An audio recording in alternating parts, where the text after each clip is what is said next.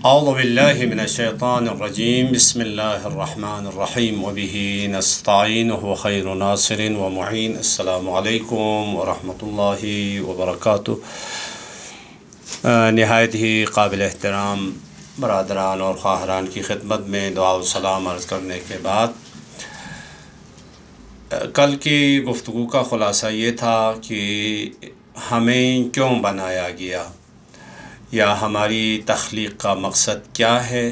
تو اس سوال کا جواب ہم نے 3 فرضیہ پیش کیے، اور پہلا جواب بھی غلط تھا، دوسرا بھی غلط تھا، تیسرا جواب یہ تھا کہ ہمیں بنایا ہے تو پروردگار عالم اپنی رحمت واسعہ کی وجہ سے، یا دوسری عبارت میں بے انتہا لطف و کرم کرنے کے لیے، بے انتہا نعمتوں سے نوازنے کے لیے، یعنی سب کچھ عطا کرنے کے لیے پروردگار عالم نے ہمیں بنایا ہے۔ اور سب کچھ یعنی بے انتہا لامتناہی انسان کے حساب و کتاب سے بیرون قسم کی نعمتیں اور نعمتوں سے نوازنے کے لیے پروردگار عالم نے اس انسان کو بنایا ہے۔ یہاں تک ہم پہنچ گئے تھے، تو اس کی کچھ دلائل آپ کی خدمت میں پیش کریں گے۔ البتہ پہلے ہم نے قرآن سے آیت اور دلیل کے طور پر پیش کیے تھے۔ عقلی فطری دلیل، ایک دلیل ہے عقلی اور فطری، یعنی اس کا مقدمہ یوں ہے: ہر انسان کی بے نہایت ذات سے متصل ہونے کی خواہش ہوتی ہے۔ یعنی ہر انسان، ابھی ہم میں سے ہر ایک اپنے وجود کے اندر جب ہم دیکھتے ہیں، ہم میں سے ہر ایک کے اندر بے نہایت لامتناہی یعنی ایک خواہشات ہمارے اندر ہے۔ جیسے ہم نے ابتدائی کلاس میں ہی کہا تھا، شاید پہلی کلاس میں،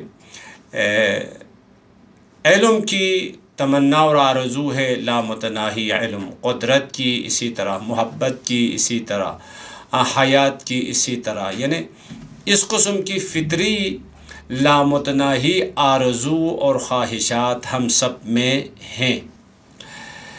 یہ خواہش اللہ نے، اگر آپ کو یاد ہو پہلی کلاس میں ہم نے کہا تھا آیا ان خواہشات کا اور ان آرزوؤں کا پورا ہونا ممکن ہے یا نہیں ہے؟ بعض برادران و خواہران نے یہ جواب دیا تھا کہ ممکن نہیں ہے، تو اس کا جواب ابھی آ گیا ہے۔ یہ خواہش یعنی یہ فطری جو آرزو ہے، فطری جو تمنا ہے، انسان کے وجود کے اندر جو خواہش ہے، یہ خواہش اللہ نے انسان میں ودیعت کی ہوئی ہے۔ یعنی یہ فطری چیز ہے، انسان کی خلقت کا حصہ ہے، انسان کی فطرت کا حصہ ہے۔ بس اس خواہش کو پورا کرنے میں زمینہ فراہم کرنا ہوگا۔ یعنی یہ آرزو اس آرزو کو آپ پا لیں گے، اس تمنا کو آپ پا لیں گے، اس خواہش کو آپ پوری کر سکیں گے، لیکن اس کے لیے زمینہ فراہم کرنا ہوگا۔ کیونکہ بے نہایت ذات سے مراد یہ پروردگار عالم کی ذات، اللہ کی ذات کے بارے میں ہم نے گفتگو کی ہے، جس کے علم کی کوئی انتہا نہیں، جس کی حکمت کی کوئی انتہا نہیں، جس کی رحمت کی کوئی انتہا نہیں، جس کی قدرت کی کوئی انتہا نہیں، جس کی دانائی کی کوئی انتہا نہیں۔ ایک ایسی ذات سے یہ محال اور ناممکن ہے کہ انسان کے اندر پیاس رکھے لیکن سیراب کرنے کے لیے پانی مہیا نہ کرے۔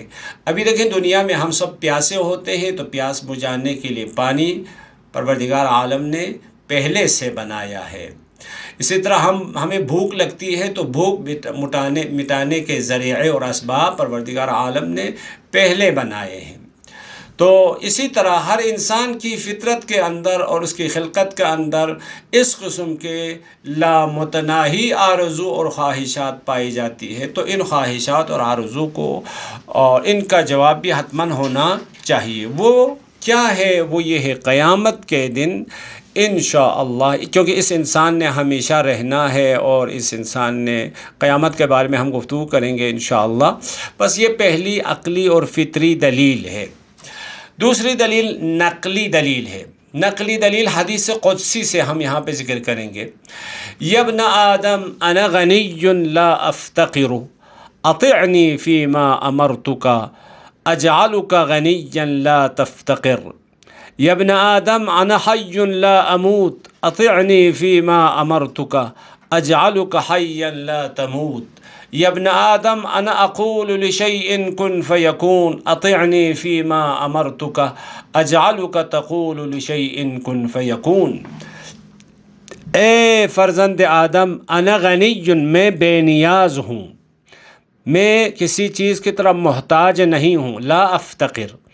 اطعنی، اگر خدا کی اطاعت کرو گے، فیما امرتک، جن چیزوں کے بارے میں نے امر کیا ہے ان کی اطاعت کرو گے، اجعلک غنیا، میں تجھے غنی بنا دوں گا، لا تفتقروا۔ اب یہ غنی، اب یہ بے نیازی کی جو صفت ہے، غنا کی یہ صفت ہے، کتنی ہے اس کی مقدار معلوم نہیں۔ یا ابن آدم انا حی لا اموت، اے فرزند آدم میرے لیے حیات ہی حیات ہے، کبھی میرے لیے موت کا تصور نہیں۔ اطعنی فیما امرتک، میں نے جس چیز کے بارے میں امر کیا اس کے بارے میں اطاعت کرو۔ اجعلک حیا لا تموت، میں تمہارے لیے ایسی حیات دوں گا، ایسی زندگی دوں گا، اس زندگی کے بعد کوئی موت نہیں ہوگی۔ یا ابن آدم انا اقول لشیء کن فیکون، اے فرزند آدم میں جب کسی چیز کو ایجاد کرنا چاہتا ہوں تو کن فیکون کے ذریعے سے وہ ایجاد کر لیتا ہوں۔ اطعنی فیما امرتک، اگر میری اطاعت کرو گے، اجعلک تقول لشیء کن فیکون۔ اتنی قدرت سے دیکھیں، پہلی لائن میں ہم نے کہا غنا کی صفت سے، دوسری لائن میں ہم نے کہا حیات کی صفت سے، تیسری لائن میں ہم نے کہا قدرت کی صفت سے، یعنی لامتناہی قدرت سے میں تمہیں نوازوں گا، لامتناہی حیات سے تمہیں نوازوں گا، لامتناہی غنا سے تمہیں نوازوں گا۔ اور یہ حدیث بحار الانوار میں علامہ مجلسی نے جلد نمبر 90 صفحہ نمبر 376 میں حدیث قدسی کے عنوان سے نقل کرتے ہیں۔ خلاصہ کرام، انا للہ و انا الیہ راجعون، یعنی ہم اللہ کی جانب سے آئے ہیں، اللہ کی طرف واپس جانا ہے، یعنی ہم سب بے نہایت ذات سے، یعنی واجب الوجود سے متصل ہونے کے لیے ہیں اور بے نہایت ذات کی طرف قدم بڑھا رہے ہیں۔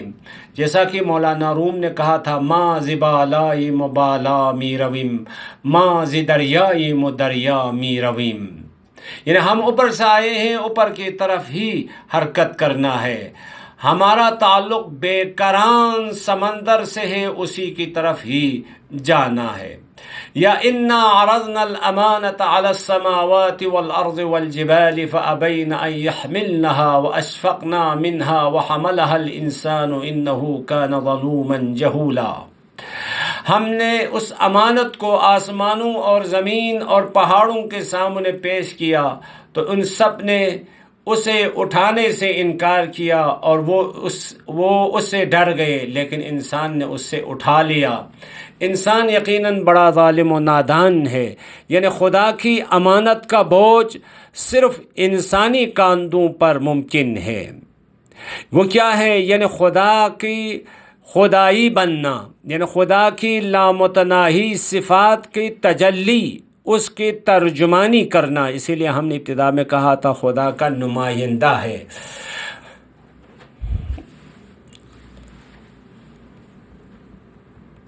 یا من کان للہ کان اللہ لہ، جو اللہ کے لیے ہوتا ہے اللہ اس کے لیے ہوتا ہے، اللہ اس کے لیے ہوتا ہے، یعنی اللہ اپنی لامتناہی صفات اور اسماء حسنہ کا مظہر بنا دیتا ہے، جیسا کہ ہم نے کل بھی کہا تھا۔ اس کے لیے شاعر فارسی میں یوں شعر کہتا ہے، قطرہ دریا است اگر با دریا است، قطرے کو دریا سے ملا دیں گے تو وہ قطرہ بھی ہمیشہ باقی رہے گا۔ دیکھیں، آپ کے ہتھیلی میں ایک قطرہ پانی کا ہے، اب آپ اس قطرے کو حیات دینا چاہتے ہیں، اس کو ہمیشہ باقی رکھنا چاہتے ہیں، اس کو ابدیت میں تبدیل کر دینا چاہتے ہیں، تو اس کا رائے حل کیا ہے؟ اس کا رائے حل اس قطرے کو دریا سے ملا دیں۔ دریا سے ملا دیں گے، اس قطرے کو حیات ملے گی، اس کو جاودانگی ملے گی، اس کو زندگی ملے گی، یہ ابدیت میں تبدیل ہو جائے گا۔ لیکن اگر قطرے کو دریا سے نہیں ملائیں گے تو یہ قطرہ فنا کا شکار ہو جائے گا، ختم ہو جائے گا۔ اسی لیے کہتے ہیں قطرہ دریاست اگر با دریاست، قطرہ دریا کے ساتھ ہو تو وہ دریا ہے، ورنؤ قطرہ و دریاست، اگر قطرے کو دریا سے نہیں ملائیں گے تو قطرہ قطرہ رہے گا بلکہ ختم ہو جائے گا، اور دریا دریا ہی رہے گا، یعنی دریا میں کوئی چیز کی کمی نہیں آئے گی، یعنی ورنہ قطرہ قطرہ ہی رہے گا جبکہ دریا دریا ہے۔ قطرہ دریا بن سکتا ہے جب دریا سے متصل ہو جائے۔ عقلی، سائنسی اور علمی دلائل انسان کی جسمانی تخلیق کا ارتقائی مراحل آپ اگر دیکھیں گے، انشاءاللہ اگر یوٹیوب دیکھیں گے تو ہم اس میں تصویر کو بھی دکھائیں گے۔ مثلا انسان جب صلب پدر سے رحم مادر میں منتقل ہوتا ہے، وہ نطفہ جب ہوتا ہے، منی کا جو نطفہ ہوتا ہے اتنا چھوٹا ہوتا ہے، مائکروسکوپ سے اس کو دیکھا جاتا ہے۔ پھر جنین کے اس حالت میں جب بچہ بنتا ہے تو کئی بلین برابر کا بڑا ہو جاتا ہے، پھر یہ انسان بن جاتا ہے تو اس وقت کئی بلین برابر اس سے بھی بڑا ہو جاتا ہے۔ یعنی جب نطفہ ہو تو 48 گھنٹے کی عمر میں، جنین ہو تو 9 مہینے کے اس کی عمر ہے، لیکن جب وہ 90 سال کا انسان ہو جائے تو اس نطفے کے برابر میں دیکھیں تو کئی بلین بڑا ہو جاتا ہے۔ یعنی جب یہ نطفہ ہو تو کہاں پہ ہوتا ہے؟ ریڑھ کی ہڈی میں، پدر کے ریڑھ کی ہڈی میں ہوتا ہے، پھر وہ جنین کی حالت میں بطن مادر میں ہوتا ہے، پھر وہ انسان جب بنتا ہے تو دنیا میں آ جاتا ہے۔ دیکھو اس کے جو ارتقائی مراحل ہے۔ جب نطفے کی حالت ہو تو 1 ملی میٹر فی گھنٹہ یہ حرکت کرتا ہے، لیکن جب شکم مادر ہو تو 10 سینٹی میٹر فی منٹ، ہزاران برابر زیادہ اس کے یہ بڑا ہو گیا ہے، لیکن جب یہ دنیا میں آ جاتا ہے تو کئی بلین برابر بڑا، چند ہزار برابر بڑا ہوا ہے۔ اور اسی حقیقت کو قرآن مجید میں سورہ واقعہ میں بیان کرتا ہے، وَلَقَدْ عَلِمْتُمُ النَّشْأَةَ الْأُولَىٰ فَلَوْلَا تَذَكَّرُونَ، سورہ واقعہ آیت نمبر 62 میں، یعنی بتحقیق تم نے اپنی پہلی پیدائش، پہلی دفعہ عدم سے جب پروردگار عالم نے تمہیں وجود میں لایا ہے تمہیں یقین ہوگا، فَلَوْلَا تَذَكَّرُونَ، تمہیں تذکرہ، تم اس کی طرف متوجہ کیوں نہیں ہوتے ہو؟ اَيَحْسَبُ الْإِنسَانُ أَن يُتْرَكَ سُدًى، کیا انسان یہ خیال کرتا ہے کہ اسے یوں ہی چھوڑ دیا گیا ہے؟ أَلَمْ يَكُ نُطْفَةً مِّن مَّنِيٍّ يُمْنَىٰ، کیا وہ رحم میں ٹپکایا جانے والا منی کا ایک نطفہ نہ تھا؟ ثُمَّ كَانَ عَلَقَةً فَخَلَقَ فَسَوَّىٰ، پھر لوٹھڑا بنا، پھر اللہ نے اسے خلق کیا، پھر اس سے معتدل بنایا۔ فَجَعَلَ مِنْهُ الزَّوْجَيْنِ الذَّكَرَ وَالْأُنثَىٰ، پھر اسے مرد اور عورت کا جوڑا بنایا۔ أَلَيْسَ ذَلِكَ بِقَادِرٍ عَلَىٰ أَن يُحْيِيَ الْمَوْتَىٰ، کیا اس ذات کو یہ قدرت حاصل نہیں کہ مرنے والوں کو دوبارہ زندہ کرے؟ أَفَحَسِبْتُمْ أَنَّمَا خَلَقْنَاكُمْ عَبَثًا وَأَنَّكُمْ إِلَيْنَا لَا تُرْجَعُونَ، کیا تم نے یہ خیال کیا تھا کہ ہم نے تمہیں عبث خلق کیا ہے، بیہودہ خلق کیا، جیسے ہم نے کل کہا تھا، اور تم ہماری طرف پلٹائے نہیں جاؤ گے؟ سوالیہ انداز میں، یعنی تمہارے تخلیق کا مقصد دوبارہ ہماری طرف پلٹ کے آنا ہے، دوبارہ اس لامتناہی وجود سے متصل ہونا ہے، اس لامتناہی وجود کے لامتناہی صفات سے آراستہ ہونا ہے۔ بس اللہ کے یہ اس انسان کی تخلیق کا حصہ ہے، بس وہ خلق کرتا ہے ایسے مخلوق کو جو بے پناہ وسعت کا حامل ہے، اس کو ہم انسان کہتے ہیں۔ یہ اس انسان کے بارے میں مختصر گفتگو ہوئی کہ اس انسان کو کیوں بنایا گیا ہے، تو ہم نے کہا اس انسان کو پروردگار عالم نے لامتناہی صفات سے آراستہ کرنے کے لیے، یعنی علم سے، آزادی سے، حیات سے، قدرت سے، رحمت سے، حسن سے اور ثروت سے، آزادی سے، سلامت سے، الفت سے آراستہ کرنے کے لیے اس انسان کو بنایا ہے۔ دوسری عبارت میں پروردگار عالم لامحدود نعمتوں سے نوازنے کے لیے اس انسان کو بنایا ہے، لیکن ہاں ان صفات سے آراستہ ہو جاتا ہے انسان، وہ بھی اتصالی طور پر نہ استقلالی طور پر. یہ بات ذہن میں رکھیں، کل بھی ہم نے کہا. لیکن یہ کب ہوگا؟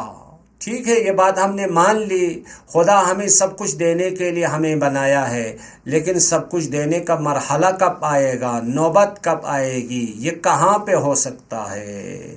تو یہ بات بھی شاید آپ تمام برادران و خواہران کے لیے نئی بات ہوگی کہ معاد اسی کا نام ہے. معاد در حقیقت، قیامت در حقیقت، دیکھیں قیامت کے بارے میں اب تک ہمارا جو ذہن تھا، شاید قیامت ایک خوفناک گھڑی کا نام ہے، ایک وحشتناک گھڑی کا نام ہے. ہاں ٹھیک ہے، قیامت میں خوف بھی ہوگا، وحشت بھی ہوگی، اضطراب بھی ہوگا، پریشانی بھی ہوگی، لیکن معاد اصل میں بنایا وحشت کے لیے نہیں، ہاں خوف کے لیے نہیں، اضطراب کے لیے نہیں، بلکہ معاد اصل میں بنایا ہے انسان کا کمال مطلق سے متصل ہونے کی تجلی کا نام ہے. قیامت کیا ہے؟ قیامت اصل میں، قیامت انسان کو لامتناہی اور بے انتہا خوشیوں اور لذتوں تک پہنچانے کے لیے اللہ کا عظیم جشن ہے. قیامت میں اصل عطا اور بخشش ہے، نہ عذاب. قیامت اور معاد اسی کا نام ہے. اصل میں عطا ہے، اصل میں بخشش ہے، اصل میں اس انسان کے کامیابی کا جشن منانے کا نام ہے قیامت اور معاد ہے. ہاں وہ انسان جو کامیاب نہیں ہوگا، اس کے لیے خوف بھی ہوگا، اس کے لیے اضطراب بھی ہوگا، اس کے لیے پریشانی بھی ہوگی، ہاں اس کے لیے سزا بھی ہوگی، اس کے لیے عذاب بھی ہوگا. بس معاد اصل میں عذاب کے لیے نہیں بنایا ہے، اصل میں عطا کے لیے، اصل میں بخشش کے لیے، اصل میں نعمتوں سے نوازنے کے لیے بنایا گیا ہے. بس الہی ہونے کا نتیجہ، جب ہم نے کہا انسان کو الہی ہونے کے لیے بنایا ہے، الہی ہونے کا نتیجہ بے نہایت لذت اور بے نہایت کمال سے آراستہ ہونا ہے. جیسا کہ ہم نے ابھی کہا، رحمت مطلق، علم مطلق، زیبائی مطلق، قدرت مطلق، سلامت مطلق، حیات مطلق، آزادی مطلق، الفت مطلق، ان تمام لامتناہی صفات اور ان تمام لامتناہی حقائق سے اس انسان کو آراستہ کرنے کے لیے. بس لیکن یہاں پہ جب ہم کہتے ہیں بے نہایت لذت، تو معمولاً اس کا مفہوم ہمارے ذہن میں نہیں آتا ہے، اس کی تھوڑی سی توجہ کی ضرورت ہے. خود اصلاً جب ہم کہتے ہیں لامتناہی، تو لوگ کہتے ہیں لامتناہی بالآخر 5 سال 10 سال نہیں، بلکہ 1000 سال، 1000 سال، 1,00,000 سال کہتے ہیں. نہیں، لامتناہی جس کی کوئی انتہا نہ ہو، ہمیشہ ہمیشہ ہمیشہ ہو. جیسے ہم نے کل بھی کہا تھا نا، خلقتم للبقاء لا للفنا، اے انسانوں تمہیں بنایا گیا ہے باقی رہنے کے لیے، یعنی ہمیشہ ہمیشہ ہمیشہ ہمیشہ رہنے کے لیے ہے، فنا ہونے کے لیے نہیں، ختم ہونے کے لیے نہیں. تو قیامت کے بارے میں معمولی لوگوں کا جو تصور ہوتا ہے وہ یہ ہے، دنیا کے مقابل میں قیامت ایک لمبی اور ایک لمبا عرصہ ہوگا، ایک لمبی مدت ہوگی. نہیں، ایسا نہیں ہے.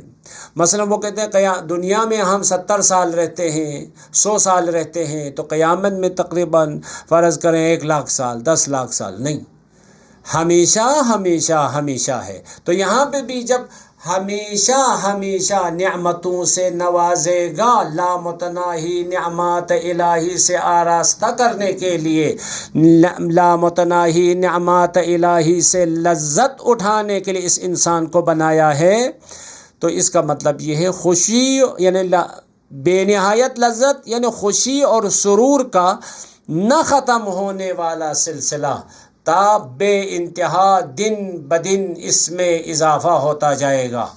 دنیا میں انسان لامتناہی لذت کو سمجھنے سے اصلاً قاصر ہے، لیکن دنیا میں لذت کے عوامل اور قیامت کی جو لذت کے عوامل و اسباب ہیں، ان کے درمیان ایک مختصر ہم مقایسہ کریں گے.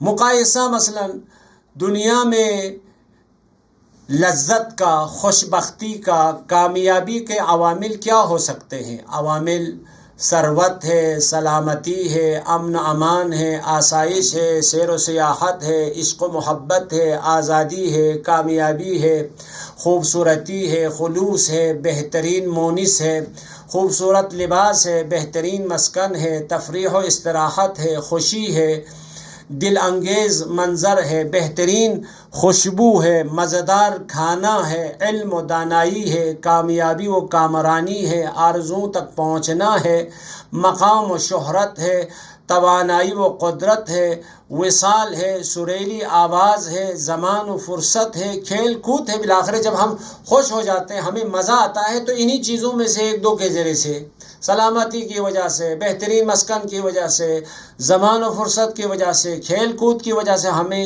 مزہ اور ہم لذت کا احساس کرتے ہیں۔ جبکہ ان عوامل میں پائے جانے والے، مثلا ابھی فرض کے فہرست ہی بنا لیں، آپ کے پاس 20 قسم کے اسباب ہیں، ان اسباب میں سے کسی ایک سبب، 2 سبب، 3 سبب، 4 سبب کی وجہ سے ہم دنیا میں لذت کا احساس کرتے ہیں، ہم خوش بختی کا احساس کرتے ہیں۔ جبکہ ان عوامل میں پائے جانے والے نقص، سب سے پہلا یہ ہے کہ اضافی ہے، اضافی یعنی نسبی ہے۔ مثلا آپ کے پاس سلامتی ہے، اور یہ سلامتی کسی اور کے مقابل میں آپ کا جسم صحیح و سالم ہے۔ ممکن ہے آپ کے جسم میں کسی چیز کی کمی ہو، کسی چیز کی بیماری ہو۔ آپ مال و دولت کو دیکھیں، ہاں کسی اور کے نسبت سے ہمارے پاس دولت زیادہ ہے، ایک اور کے نسبت سے دیکھیں ہمارے پاس دولت کم ہے۔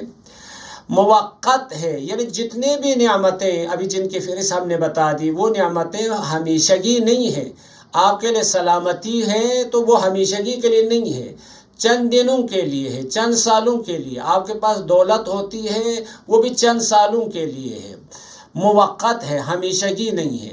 محدود ہے، لامحدود نہیں ہے، اس کا عامل بھی محدود ہے، اس کی کارکردگی بھی محدود ہے، اس کی لذت بھی محدود ہے۔ یعنی آپ ایک نعمت سے لامتناہی لذت کا احساس کریں، ایسا نہیں ہے۔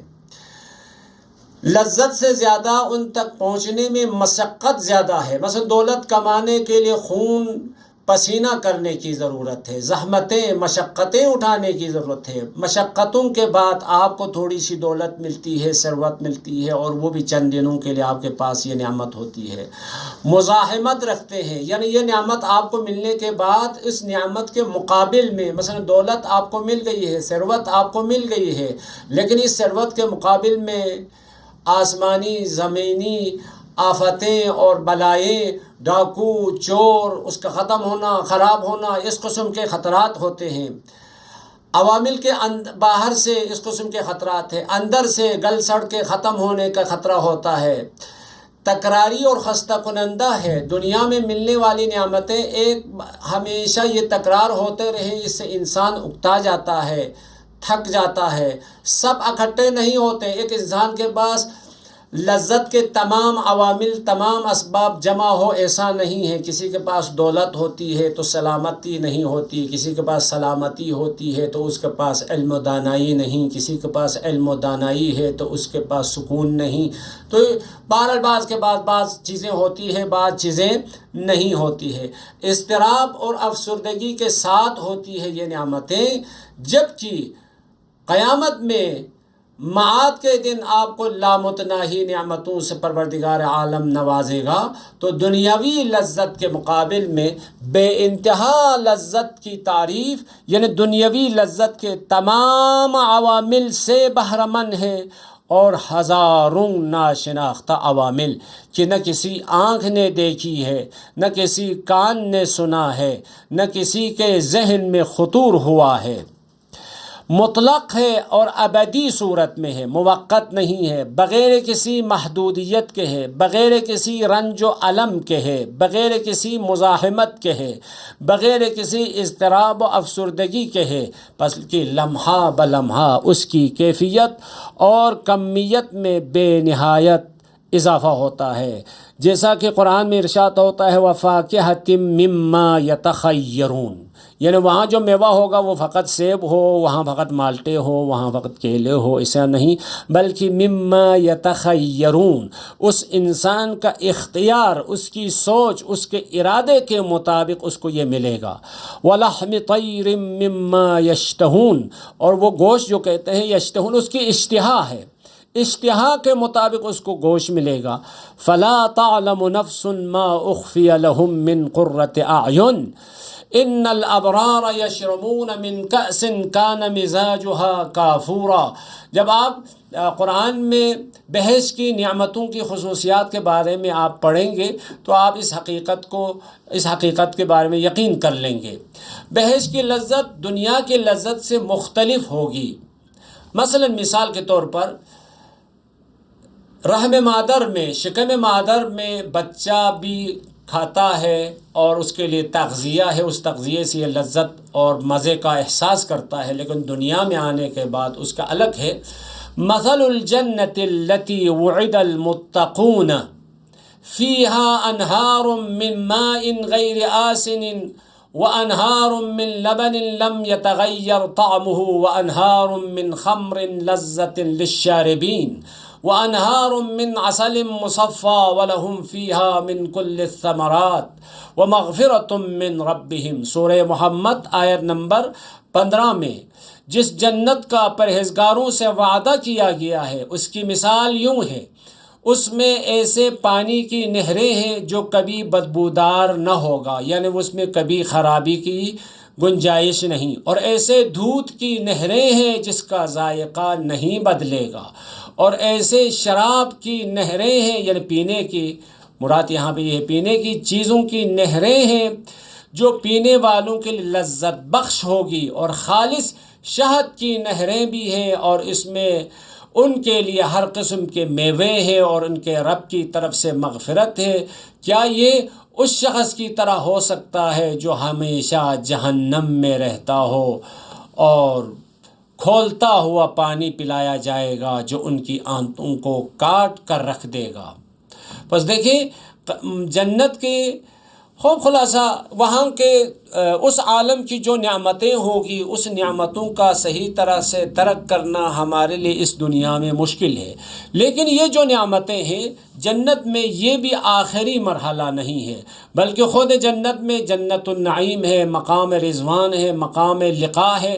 اس کی تھوڑی سی وضاحت، جنت نعیم خدا کے بے انتہا نعمتوں اور مخلوقات کے کمال و جمال۔ ابھی ماہ مبارک رمضان میں اس کا تصور بہت آسان ہوگا۔ مثلا آپ کے لیے کل کسی نے دعوت کی ہے، مہمانی کی ہے، اور آپ کی خاطر رنگ برنگ کے سفرے سجائے ہیں، تو آپ سفرے کو دیکھتے ہی، دسترخوان کو دیکھتے ہی، رنگ برنگ کے کھانے اور رنگ برنگ کے مشروبات دیکھتے ہی آپ کو ایک لذت کا احساس کرتے ہیں۔ تو جنت کے نعمتوں کا مشاہدہ کرتے ہی لذت کا جو احساس کرتا ہے اس کو کہتے ہیں جنت نعیم۔ پھر اس کے بعد اوپر والا مرحلہ ہے وہ جنت رضوان ہے۔ جنت رضوان میں یہ ہوتا ہے یہ تمام اہتمام میرے لیے کیا گیا ہے، یہ خود ایک اور قسم کے لذت کا احساس ہے، یعنی میرا احترام ہے، میری خاطر یہ اہتمام ہوا ہے، اس کو جنت رضوان کہتے ہیں۔ پھر اس کے بعد جنت لقاء ہے۔ جنت لقاء یعنی معشوق کے بے انتہا کمال و جمال۔ مثلا فرض کرے ائمہ ہدیٰ میں سے ائمہ ہدیٰ علیہم السلام یا انبیاء الہی علیہم السلام میں سے کسی ایک نے آپ کی میزبانی کا اہتمام کرے تو پہلا مرحلہ یہ ہے کہ دسترخوان دیکھ کر آپ کو لذت کا احساس۔ دوسرا مرحلہ یہ ہے کہ اس امام نے یا اس نبی نے میرے لیے اہتمام کیا ہے، یہ خود ایک اور لذت ہے۔ پھر تیسرا مرحلہ یہ ہے خود اس میزبان کی اس کی زیارت سے، اس میزبان کی ملاقات سے آپ لذت کا احساس کرتے ہیں، اس نبی، اس امام سے۔ یہ ایک مثال سمجھانے کے لیے کہا تھا۔ قیامت میں لقاء اللہ، خدا کی تجلی اور خدا کی صفات کا مشاہدہ کرنے سے جو لذت کا احساس کرتے ہیں اس کو مقام لقاء کہتے ہیں۔ لہٰذا ہم خلاصہ کرنا چاہتے ہیں، لقد کرمنا بنی آدم، لقد کرمنا بنی آدم، ہم نے بنی آدم کو بہت عزت والا بنایا ہے، ہم نے بہت اس کا اکرام کیا ہے، ہم نے بہت محترم بنایا ہے۔ انسان ہماری نظر میں بہت محترم ہے۔ خب یہ آپ اس کو ایک تصور کریں، خدا اس انسان کے بارے میں کہہ رہا ہے اتنی نعمتیں، میں اس کے لیے میں اس کو مکرم بنایا ہوں، اس کو عزت والا بنایا ہوں، اس کو محترم بنایا ہوں۔ ان نعمتوں کے مقابلے میں دنیا کی کیا حیثیت ہے؟ کوئی حیثیت نہیں۔ اسی پہ اکتفا کرتے ہیں آج۔ خدا کی بارگاہ میں ہماری دعا ہے، پروردگارہ ہمیں صحیح طرح سے دین مبین اسلام کو سیکھ کر، سمجھ کر عمل کرنے کی توفیق عطا فرما۔ والسلام علیکم ورحمۃ اللہ وبرکاتہ۔